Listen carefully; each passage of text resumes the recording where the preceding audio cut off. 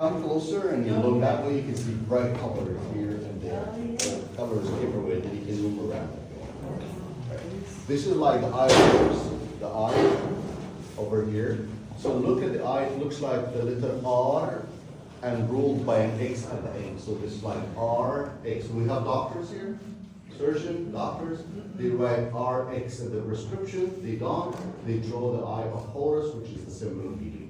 Who's there? That's the god top, the god of writing and wisdom. And that's a beautiful scarab pushing the sun to rise up. That's the scarab beetle. The monkeys or the baboons are the symbol of wisdom as well. The falcons represent the god Horus. Beautiful scenes of the kings are giving offering. But did anybody realize something different in the cartouches around here? Did you realize the cartouches are empty?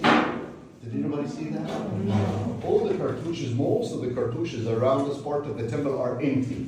Why? Because this part of the temple was built during the Ptolemies era, and the Ptolemies were fighting each others. So the board artist so far away from Alexandria, he didn't know who was ruling at the moment, which one of the Ptolemies. So he was afraid to write the wrong name so he can lose his head. So he left the cartouches empty, waiting for the news to come, but it seems like the news never came when he was working here. So they left the cartouches empty in the time of the unrest and instability of the Romans or the Ptolemies time. Sorry. The good one. The wife, Isis. Can you see that one? This is Isis. One of us was Isis yesterday. Jackie. Yeah. Isis, the good one. That's you. Oh, good. A lady with, and she's having like a chair above the head. What's this chair? That's the chair of delivery. When she delivered the baby Horus, she sat on a chair to deliver the baby. The Egyptians have discovered that the best position for a woman to deliver a baby, not when she's lying down, when she's standing on a chair. So the chair becomes the symbol of the goddess Isis, which is the chair of delivery. This is Nephthys, the goddess of magic, her sister. The one helped her to collect the body of her husband. Do you remember? Yeah. She was the wife of the bad guy, but she helped her to collect the body of the god Osiris. So that's Nephthys. Both of them carry the feather. The feather is the symbol of justice.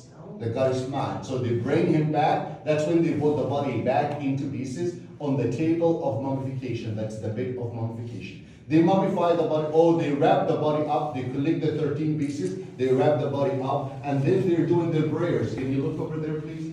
They sat next to the bed. Well, this is Isis with a chair. That's Nephthys that you see sat on the other side. They both are playing their magic formula to bring him back to the afterlife. And it seems like he is being resurrected.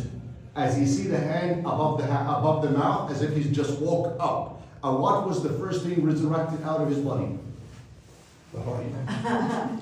His member. His member. That's an imaginary, right? That's an imaginary because it was eaten by catfish. Do you remember? Eaten by catfish, so that's imaginary. And they say if you wake up like this, it's a healthy sign.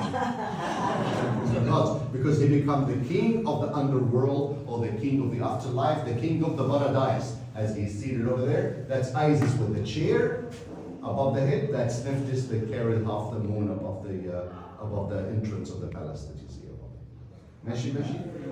Sorry, every year for a month, from moon to moon. What do you mean from moon to moon? Like from the full moon of a certain month of the year until the full moon of the next month. So they used to spend the marriage for 30 days. And when it's the time for the marriage every year, the local who lived in the village nearby, they used to bring the honey as offering to the gods. So when it's the moon, they bring the honey. So they call it the honeymoon.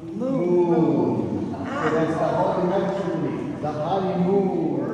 May I get in, goddess? Yes, son, you're allowed. So the next scene, he's opening the doorway. Can you see the doorway? The handle is like opening the doorway.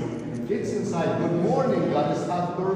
Good morning, son. The next scene he's in. May I burn incense in the front of your holy bowl? The second scene is burning the incense, right? So he's got a incense burner, and he burns the incense or the myrrh of frankincense or lotus oil in the front of the holy bowl of the goddess Hathor, and behind her is the second bowl of the husband, Horus. So those are the two bowls that we talked about. They used to be in this place. The same scenes are repeated. You can see the amount of the offering, like the fruits and the meat and the ducks and the chicken and the bread. So you can see actually this is kind of bread. kind of biscuit, kind of cake. You can see grapes, you can see ribs of animals, like animal ribs. You can see more grapes, more lotus flower, more cake. That's like cake was made for the gods. All this were offering to be offered to the gods. So we have an offering list here. We have an offering list on the other side that's clear. This is like a bit of tradition. Were these made? He refers to the sun, and then he doesn't see the feet and the legs, just like so that's the same way we can do. So in this room, that's where we put the statue of the god, the Childbirth. When he gets ready for the marriage. Upstairs was the statue of the goddess, but here was the statue of the god to make him ready for the marriage as we agree. They make her beautiful, they make him beautiful, they get ready for the marriage, and they burn incense inside this room. You can actually see the effect or feel the effect of the oil on the walls. On the walls, you can see that.